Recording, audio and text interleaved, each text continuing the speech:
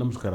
ಓಂ ಬ್ರಹ್ಮದೇವಾಯ ನಮಃ. ಪೂಜ್ಯಾಯ ರಾಘವೇಂದ್ರಾಯ ಸತ್ಯಧರ್ಮರತಾಯ ಭೈತಾಂ ಕಲ್ಪವೃಕ್ಷ ನಮತಾಂ ಕಾಮಧೇನವೇ ಶ್ರೀಮನ್ನಾರಾಯಣ ಮಹಾಲಕ್ಷ್ಮೀದೇ ನಮಸ್ತತೆ. ಹರಿಗೂ ಶರಣದೆ ಗುರುಗೂ ಶರಣದೆ ವಾಗ್ದೇವಿ ಸರಸ್ವತಿ ಕೂಡ ಶರಣದೆ. ನಂಬರ್ ಅಂದರೆ ನಾನು ಅಂದರೆ ನಂಬರ್ಸು. ಹೇಳ್ತೀನಂತ ಆಗುತ್ತೋ ಆಗುತ್ತೆ ಅಂತ ಹೇಳ್ತೀನೋ ಅಭಿಮಾನಿ ದೇವರಿಗೆ ಗೊತ್ತು.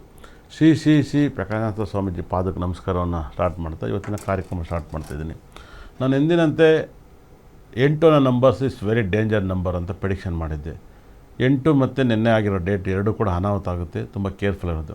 ಇವತ್ತು 26ನೇ ತಾರೀಕು ಅಮೇರಿಕ ಟ್ರಂಪ್ಗೆ ಶೂಟ್ ಮಾಡಿದ್ದಾರೆ, ತಪ್ಪಿಸ್ಕೊಂಡಿದ್ದಾರೆ. ನಾನು ಹೇಳಿದ ಮಾತು ನಿಜ ಆಗಿದೆ. ಮತ್ತು ಯಾವುದೋ ಒಂದು ಮಠದ್ದು ಗುರುಗಳದು ಒಂದು ಅವ್ರನ್ನ ಉಚ್ಚಾಟನೆಯನ್ನು ಮಾಡಿದ್ದಾರೆ, ಅದೊಂದು ಕಿರಿಕ್ ನಡೀತಾ ಇದೆ. ಈ ಥರ ಸಾಕಷ್ಟು ನಡೀತಾ ಇದ್ದಾವೆ. ನಿನ್ನೆ ಕೂಡ ಕ್ರಿಕೆಟ್ ಪ್ಲೇಯರ್ ಕೂಡ ತುಂಬ ಜನ ಕ್ಯಾಚ್ ಬಿಟ್ಟಿರೋದು ಇತಿಹಾಸದಲ್ಲಿ ಇದು ಫಸ್ಟ್ ಟೈಮ್. ಒಂಥರ ಫಿಕ್ಸಿಂಗ್ ಥರ ಆಗೋಗ್ಬಿಟ್ಟಿದೆ ಮ್ಯಾಚ್. ಅದನ್ನು ಕ್ಯಾಚ್ಗಳೆಲ್ಲ ಬಿಟ್ಟಿರೋದು ಮತ್ತು ಬಿದ್ದು ಸ್ಟೇಡಿಯಂ ಒಳಗಡೆಗೆ ಆಂಬುಲೆನ್ಸ್ ಬಂದು ಅವ್ರನ್ನ ಕರ್ಕೋಯ್ತು. ಇದೆಲ್ಲವೂ ಕೂಡ ಈ ಘಟನೆಗಳು ಆರ್ಯವರ್ಧನ್ ಹೇಳ್ದಂಗೆ ಈ ಪ್ರಪಂಚ ನಡೀತೈತೆ. ಇಲ್ಲ ನಡೀತೈತೆ ಅಂತ ಆರ್ಯವರ್ಧನ್ ಹೇಳ್ತಾನೋ ಅಭಿಮಾನಿ ದೇವ್ರಿಗೆ ಗೊತ್ತು. ಏನಂತಾರೆ ಮೇಡಮ್, ನಾವು ಹೇಳಿದ ಡೇಟಲ್ಲಿ ಆಗುತ್ತಲ್ಲ, ಒಂದೊಂದ್ಸರಿ ಆಶ್ಚರ್ಯ ಅನ್ಸುತ್ತೆ ಗುರುಜಿ. ಒಂದೊಂದ್ಸರಿ ಅಲ್ಲ, ಯಾವಾಗಲೂ ಆಶ್ಚರ್ಯ ಆಗ್ಬೇಕು ನಮಗೆ. ಆಶ್ಚರ್ಯ, ಖಂಡಿತ ಆಶ್ಚರ್ಯ ಅನ್ಸುತ್ತೆ. ಹೇಗೆ ಅದು ಆ ಡೇಟ್ ಅಲ್ಲೇ ನೀವು ಹೇಳ್ದ ಹಾಗೆ ಆ ಡೇಟ್ ಡೇಂಜರ್ ಅಂದಾಗ್ಲೇ ಇದೊಂಥರ ಏನು ಎಕ್ಸ್ಪೆಕ್ಟ್ ಮಾಡಕ್ಕೆ ಆಗಲ್ಲ. ಟ್ರಂಪ್ ಅವರಿಗೆ ದಾಳಿ ನಡೆಸ್ತಾರೆ ಅಂತ ಅಂದ್ರೆ ಅಷ್ಟು ಸೆಕ್ಯೂರಿಟಿ ಇರೋ ಮಧ್ಯೆ ಕೂಡ ಒಂಥರ ಆ ಡೇಟ್ ಬ್ಯಾಡ್ ಆಗಿರೋಕೆ ಆ ರೀತಿ ಆಗಿದ್ಯಾ ಅನ್ನೋದು ಕೂಡ ಅನ್ಸುತ್ತೆ. ಹೌದು ಮೇಡಮ್. ನೋಡಿ ಮೇಡಮ್, ನಾನು ಹೇಳ್ತಾ ಇದ್ದೆ 8 ಸರಿಲ್ಲ ಅಂತ. ಅದೇ ಥರ ನೀವು ನೋಡಿರ್ಬೋದು, ನೆಕ್ಸ್ಟ್ ನರೇಂದ್ರ ಮೋದಿಗೂ ಕೂಡ ಥ್ರೆಡ್ ಇರುತ್ತೆ. ಅವರು ಕೂಡ ನರೇಂದ್ರ ಮೋದಿ, ಅಮೇರಿಕ ಟ್ರಂಪ್ ಇಬ್ಬರು ಕೂಡ ವೃಶ್ಚಿಕ ರಾಶಿ. ಇವರು ಜ್ಯೇಷ್ಠ ನಕ್ಷತ್ರ, ಅವ್ರು ಅನುರಾಧ ನಕ್ಷತ್ರ.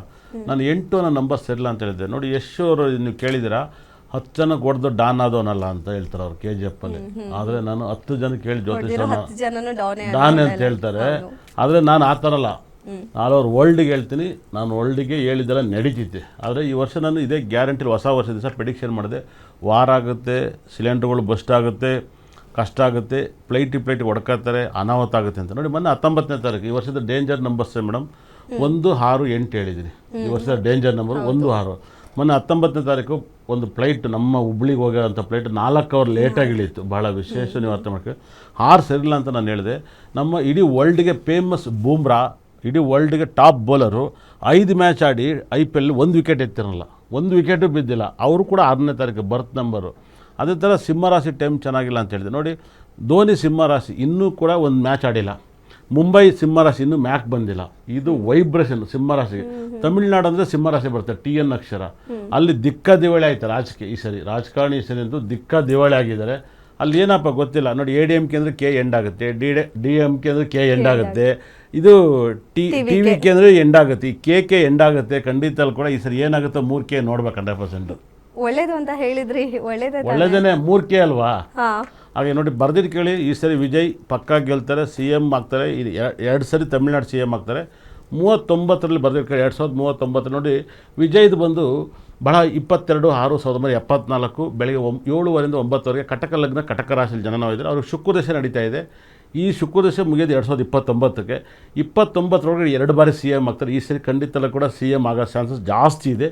ನೆಕ್ಸ್ಟು ಆಗ್ತಾರೆ. ಅದಾದಮೇಲೆ ಅವರು ಒಂದು ಸರಿ ಜೈಲಿಗೆ ಹೋಗ್ತಾರೆ. ಭಾಳ ವರ್ಷಕಾಲ ಜೈಲಲ್ಲಿ ಅನುಭವಿಸ್ಬೇಕಾಗ್ತದೆ. ಸೂರ್ಯದಶೆ, ಸೂರ್ಯ ಮತ್ತು ಶನಿ 12ನೇ ಮನೆಯಲ್ಲಿದೆ ವಿಜಯ್ ಅವರಿಗೆ.